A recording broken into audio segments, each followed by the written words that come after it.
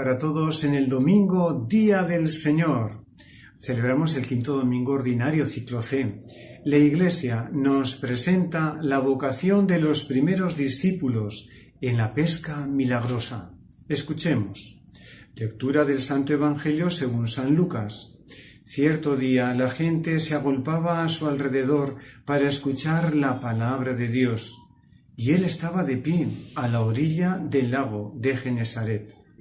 En esto vio dos barcas amarradas al borde del lago. Los pescadores habían bajado y lavaban las redes.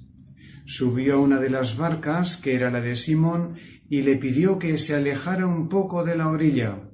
Luego se sentó y empezó a enseñar a la multitud desde la barca.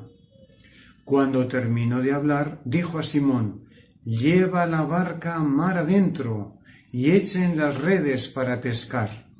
Simón respondió: «Maestro, por más que lo hicimos durante toda la noche, no pescamos nada, pero si tú lo dices, echaré las redes».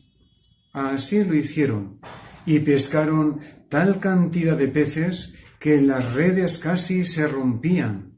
Entonces hicieron señas a sus asociados, que estaban en la otra barca, para que vinieran a ayudarles. Vinieron y llenaron tanto las dos barcas que por poco se hundían. Al ver esto, Simón Pedro se arrodilló ante Jesús, diciendo: «Señor, apártate de mí, que soy un hombre pecador».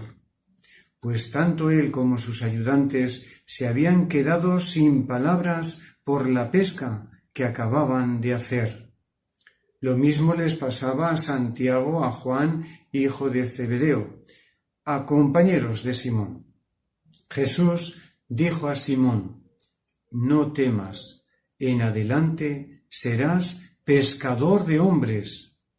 Enseguida llevaron sus barcas a tierra, lo dejaron todo y siguieron a Jesús. Palabra del Señor. Gloria a ti, Señor Jesús. San Lucas nos presenta la vocación de los primeros discípulos unida a la narración de un milagro, la pesca milagrosa. Lucas comienza el texto con la escena de Jesús que sube a la barca para enseñar. La gente se agolpaba a su alrededor, atraídos por la palabra de Dios, por su fuerza profética. Es un pórtico urgido por el éxito. Jesús habla en un lenguaje comprensible, habla en nombre de Dios, como lo harán después de él sus testigos, como enviado. Es Dios quien habla por medio de él, es el portavoz de Dios, y siendo él mismo entre el Padre y el Hijo, es palabra y acto, enunciado y efecto. No solo reside Dios en su palabra, sino que integra al que la escucha en la comunicación. Jesús es el oyente y el portador de la palabra de Dios, y quienes escuchan a Jesús se convierten también en oyentes y portadores. Cuando la palabra resuena, suscita una vida, la vida nueva, ya que cada uno recibe la gracia de la llamada, la responsabilidad de la tarea, la liberación de su pecado y la conciencia de sus límites. La palabra de Dios en el Evangelio es la predicación de Jesús. En los Hechos de los Apóstoles, el querigma pascual. La palabra de Dios en San Lucas es el lugar donde Dios se manifiesta como el Dios vivo y misericordioso. Resuena ya en la antigua alianza como promesa de salvación en Cristo. Sigue viviendo y sigue resonando en la Iglesia como predicación salvadora. La palabra de Dios no es solamente eficaz, sino viva y dinámica. Manifiesta su crecimiento en el nacimiento y la edificación de las comunidades cristianas. Volvamos a la escena. La gente está muy atenta a las palabras de Jesús, se agolpa hasta el punto que el orador no tiene otra cátedra posible que la superficie del lago. El héroe realizó su proyecto de transmitir su mensaje desde la barca. Jesús no quiere quedarse en un discurso, sino en un milagro. donde va a hacer una promesa y unas consecuencias, la adhesión de unos discípulos. Vio Jesús 2 barcas, lectura eclesiológica, mirada de Jesús que llama. Simón Pedro, que estaba respetuoso y servicial, ahora se le interpela directamente. Jesús habla con un lenguaje con elegancia. Llegar al agua profunda, echar las redes, hacer pesca, y dirigido también a toda la tribulación. Lleva la barca mar adentro y echen las redes para pescar. Se establece el diálogo. Pedro responde como pescador. Él sabe que nada se pesca cuando no se ha logrado por la noche, no se pesca al mediodía, los remeros están cansados. Pero como discípulo responde: en tu palabra voy a echar las redes. Le da el título de jefe, rango de autoridad. Sin embargo, el éxito que corona su obediencia a la voz de aquel maestro los coloca ante un mundo nuevo. La palabra de Cristo, escuchada atentamente y ejecutada fielmente, es eficaz. La indicación de Cristo de echar las redes hacia aquel lado, obedecida por Pedro, contra toda esperanza se ve coronada por el éxito más maravilloso. La técnica de pesca es colocar los peces en un círculo desde varios lados a la vez. Es difícil para una sola barca. La recogida de peces con cuidado para no dañar los peces ni la red.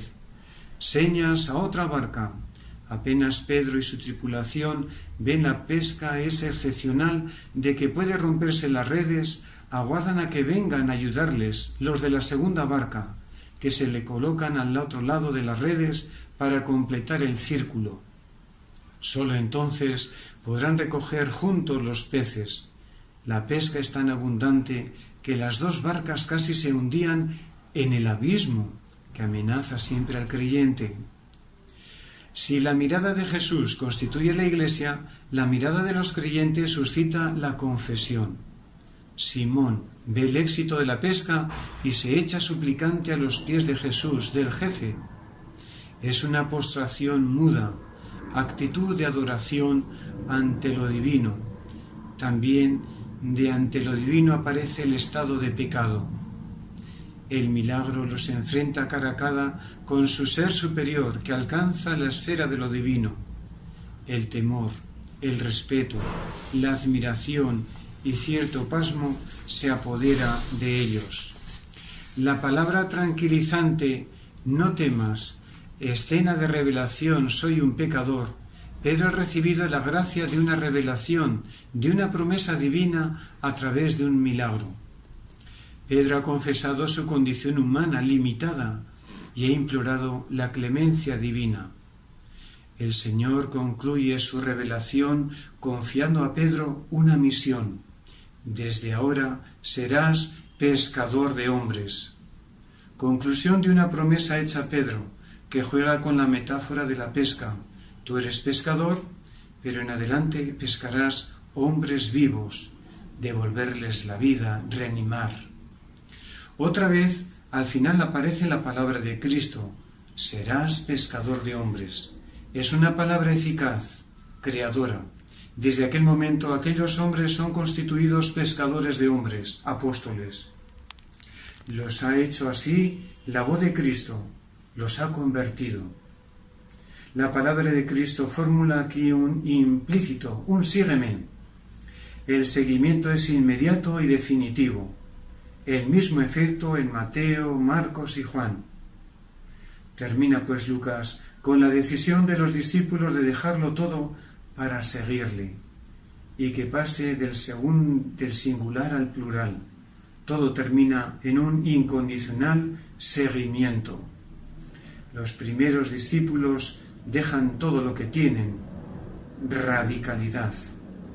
En resumen, podemos ver muchos temas: el primado de Pedro, la vocación misionera de los apóstoles, el ministerio apostólico, que tiene su origen en la llamada misericordiosa del Cristo y no en la personalidad ética de los apóstoles, la duda y la gracia, el perdón y la omnipotencia de Cristo, que se ofrece a cada cristiano y que hacen de él un pescador de hombres. La apertura de la Iglesia no solo a los judíos, sino también a los paganos. Todo cristiano, por el mero hecho de serlo, debe contar, pues, es ya de por sí una vocación, con una disponibilidad fundamental. La fe en Cristo y el bautismo es un hombre, es un morir a sí mismo, unido al Señor muerto y resucitado. Esta dependencia de Él lo capacita para verlo, para participar de Cristo. La gloria del Señor, el Espíritu, lo irá penetrando progresivamente, haciendo de él más ágil, más disponible a su llamada. El camino es doloroso, como lo fue para Cristo, pero saludable y santificador. Dependerá naturalmente de la misión específica que se le encomiende, desde dentro de la vocación común. La actitud ideal del cristiano ante Dios, que lo llama a ser hijo, es la que nos recuerda Isaías: envíame. Pedro, dejándolo todo, lo siguieron. Pablo: Señor, ¿qué quieres que haga? María: he aquí la esclava del Señor, hágase en mí según tu palabra. Abraham, etc. Esa ha de ser nuestra actitud constante delante de Dios. He tomado este comentario del Padre Ciordia, del Evangelio según San Lucas, de François Bougon. ¡Feliz domingo para todos!